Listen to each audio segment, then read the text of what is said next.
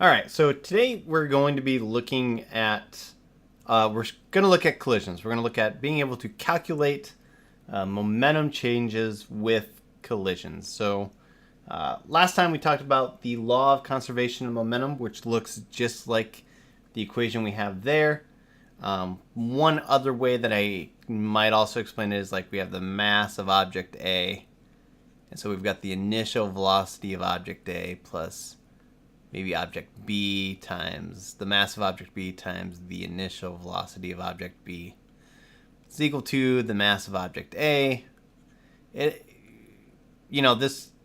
is the same thing. These two things are the same way. It's just the subscripts are just how we're going to keep track of what we're talking about. So for some people, I already messed up. To show you how good I am at this. Mass of object B times the velocity of B final. Because keeping track of what we're talking about is really the key to being successful at this, using law of conservation of momentum. Today I said we're going to be looking at collisions, specifically with this hopefully short video. We'll be looking at completely elastic collisions. So this is where the two objects, bounce off of each other pretty much.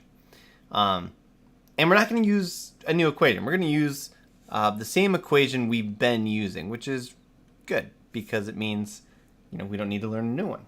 We're just going to be applying it in a different way. The problems last time were really based on somebody that's able to move, like throwing something or a person getting off the boat. There's some other places where we do see it, but it's the easiest to write questions for. So let's just jump into question 2 there. We have two balls that are really just moving in one direction towards each other and then bouncing off of each other. All right, so we have ball A has a mass of 2 kilograms. So let's not even lay out what I'm doing here. So for the practice problems, I've got the mass of object A or object 1. I think I'm just going to use object 1. Mass of object 1 has a mass of 2 kilograms, or 2.0 kilograms, and is moving due west with a velocity of 2 meters per second. All right, so the initial velocity of object 1 is 2 meters per second. While ball B, okay, so we've got the mass of object 2, has a mass of 4 kilograms, or 4.0 kilograms, and is moving west with a velocity of 1 meters per second. All right, so V2 initial was 1 meters per second. Ball A overtakes ball B and collides with it from behind. After the collision, ball A is moving westward with a velocity of 1 meters per second. So I even have object 1's final velocity of 1 meters per second. And they want to know what is the final velocity of ball 2. All right, so one thing I would make note of here is, since they mentioned direction, which is super important, we would need to dictate which one's positive, which way is negative. So here, 3 of my velocities are all westward, right? Ball A is moving west, ball B is moving west, and A, after the collision, is moving west. Okay, so they're all going west. Let's just say west is positive. So now I'm just going to take these numbers here that I have here. I'm just going to plug them into the equation up here. So I've got mass of object 1, so I've got 2 kilograms, times the velocity, the initial velocity of object 1, which is 2 meters per second. Then I'm going to add the initial momentum of object 2, which is 4 kilograms times 1 meters per second. That's what we wrote right there anyway, is equal to, let me actually go ahead and kind of box off my variables there. Box off the equation we're using. All right. Mass of object 1 is still 2 kilograms. And after the collision, it's moving 1 meters per second. Plus mass of object 2, which we said was 4 kilograms.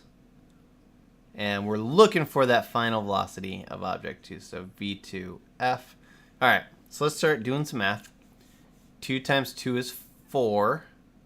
So kilogram meters per second. 4 times 1 is 4 kilogram meters per second. 2 times 1 is 2. Plus, all right, so this one I'm going to have to leave 4 kilograms times V2F. All right. These two I could combine into 8. So let's even, I don't need those anymore. So 4 plus 4 is 8 kilogram meters per second is equal to 2 kilogram meters per second plus 4 kilograms times V2F. All right, so algebra. I'm looking to get V2F by itself first. So I've got V2F times 4 kilograms plus 2 kilogram meters per second.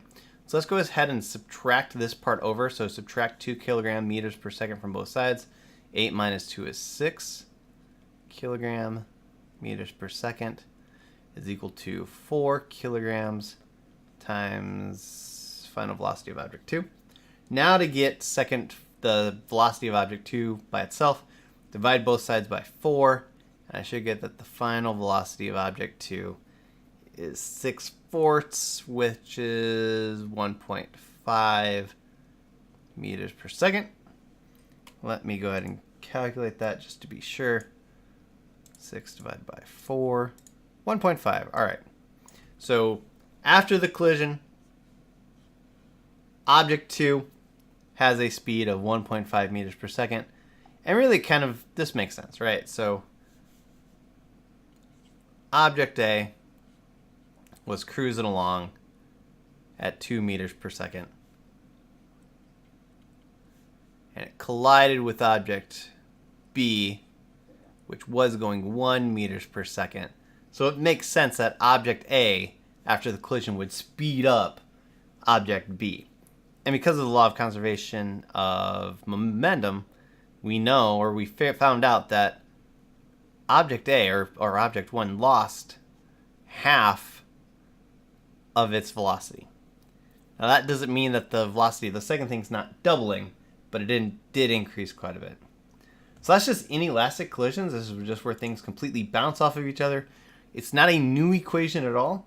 It's just using that law of conservation of momentum simply in these collisions. So good luck with the practice problems.